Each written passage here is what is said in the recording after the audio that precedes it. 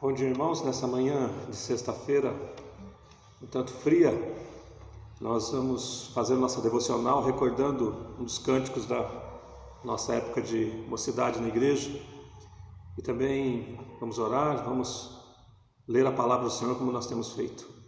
Que essa devocional possa alcançar os corações e edificar através da palavra, através da mensagem do nosso Deus. Vamos louvar o Senhor nesse momento.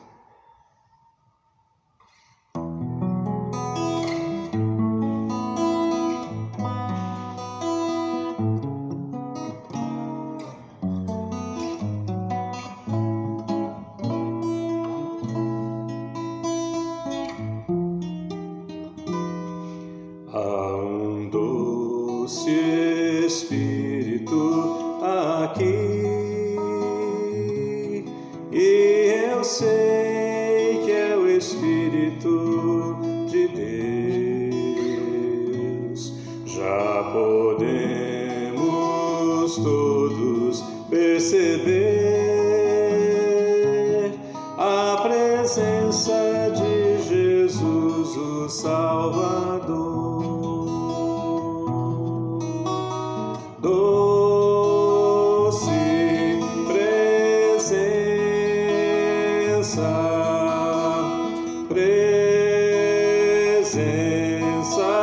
santa, vem sobre nós, enche-nos com o teu poder. Te adoraremos por tua presença aqui, e que renovará os nossos corações. Louvado seja o Senhor. Se te acha forte, ou se ao invés estás fraco, abatido e sem vigor, busque a presença do Senhor, e o Espírito te encherá de amor.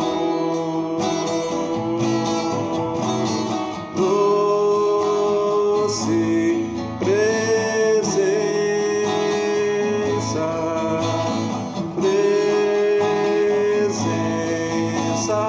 santa, vem sobre nós, encher-nos com o teu poder. Te adoraremos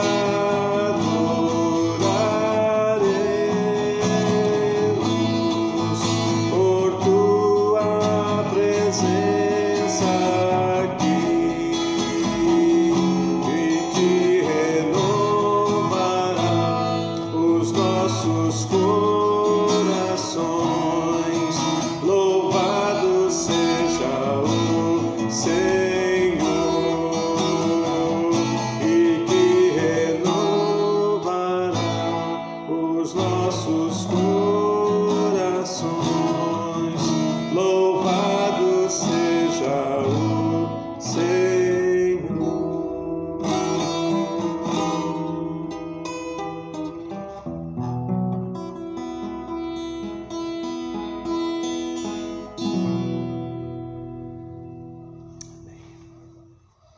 Que você possa realmente sentir a presença do nosso Deus, presença abençoadora, presença gloriosa, presença que nos fala através da sua palavra.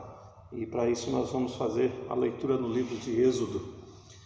Êxodo, no seu capítulo 3, versículo 6 em diante, vai dizer assim: Disse mais: eu sou o Deus de teu pai, o Deus de Abraão, o Deus de Isaque, o Deus de Jacó. Moisés escondeu o rosto porque temeu olhar para Deus. E disse ainda o Senhor: certamente vi a aflição do meu povo, que está no Egito, e ouvi o seu clamor por causa dos seus exatores. Conheço-lhe o sofrimento, e por isso desci a fim de livrá-lo da mão dos egípcios, e para fazê-lo subir daquela terra a uma terra boa e ampla, terra que mana leite e mel, lugar do cananeu, do Eteu, do Amorreu, do Ferezeu, do Eveu e do Jebuseu. Irmãos, o livro de Êxodo retrata a libertação do povo de Israel, que havia subido por causa da fome. Havia subido uma família, a família de Jacó, para encontrar alimento na terra do Egito, e ali foram recebidos pelo faraó, até por intervenção de José. A história você conhece, não nos vamos ater a ela, mas você conhece essa história. O povo ali de uma família cresceu, virou uma nação, e 400 anos depois um faraó resolve, amedrontado que estava pelo crescimento da nação, tratar aquele povo agora como escravo, aumentando-lhes as tarefas, aumentando-lhe o sofrimento. E assim é quando nós encontramos o texto aqui. Deus fala a Moisés, conclama a Moisés para uma missão de ir até Faraó e libertar o povo. Eu queria me ater aqui a algumas expressões dentro do texto que nós lemos. A primeira questão aqui, que Deus recorda a sua aliança. Ele é o Deus de Abraão, de Isaque, de Jacó, o Deus dos patriarcas, o Deus que fez a eles promessas de serem nação, de crescerem, Deus que cuidou daquelas famílias. E agora Moisés ouve desse Deus fiel à aliança, que certamente via aflição. E a ideia aqui é que Deus atentamente observou, e a palavra aflição também pode ser entendida como miséria, como dor, como sofrimento. Deus certamente viu e conheceu.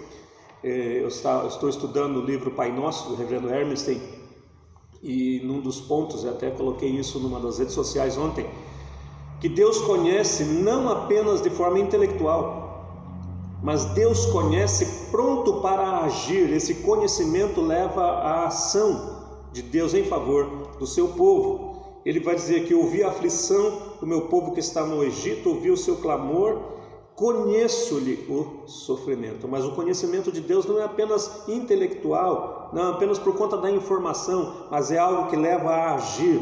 E ele vai dizer aqui no versículo 8: por isso eu desci a fim de livrá-lo e fazê-lo subir uma terra boa. Deus é aquele que conhece, Deus é aquele que age em favor do seu povo.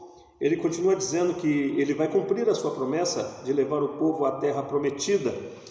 E na terra prometida ele vai encontrar outros povos, cananeus, heveus, heteus. Ele vai dizer aqui a lista dos povos que serão encontrados nessa terra, significando que apesar da liberdade que Deus faria ali com mão toda poderosa, você que conhece a história do Êxodo, sabe todos os acontecimentos, as pragas do Egito e tudo, Deus agiu de maneira poderosa ali, libertando o seu povo. Mas os problemas continuariam, como de fato continuaram depois que você lê o restante da história, a caminhada do povo de Israel, as lutas, os enfrentamentos, as influências malignas, maléficas dos povos da terra sobre o povo de Deus. Você sabe, os problemas continuam.